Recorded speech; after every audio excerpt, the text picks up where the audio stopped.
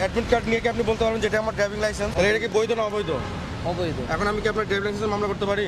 কাগজপত্র ঠিক না রেখে ঢাকা সিটির মধ্যে গাড়ি চালানো আমার মনে হয় না উচিত। অ্যাজ এ আমি পুলিশ ছাত্র হিসেবে আমার সমস্ত পেপারস ওকে।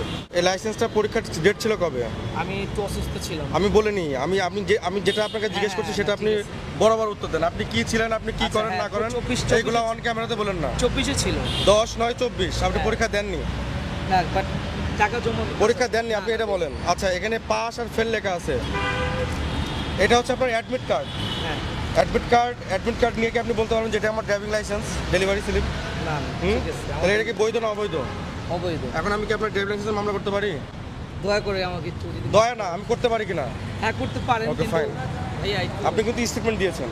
না না, আমি নিজের থেকে স্বীকার করলাম, একটু সম্মান করে দিয়ে সব করে তো ছোটোখাটো।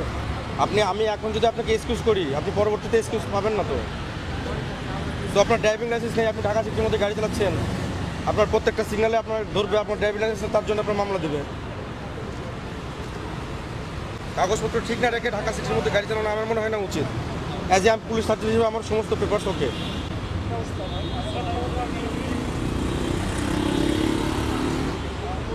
কি নাম আপনার? আমার নাম ফাহমিদুর রহমান। গাড়ি কার কাছ থেকে কিনেছেন? গাড়ি কিনেছিল বাইকহাট থেকে, মিরপুর 10-এ। গাড়িতে মালিকানা পরিবর্তন করেন নাই? মালিকানা মানে কিনছি আপনার 1 সপ্তাহ হয়েছে, কাগজ দিয়ে আছে আমার, দেখেন। কি নাম বললেন আপনার? ফাহমিদুর রহমান, ভোটার আইডি কার্ডে দেওয়া আছে। ফাহমিদুর দাদাকে কেন্দ্র করে ফজলুর রহমান, মিতু লেফট।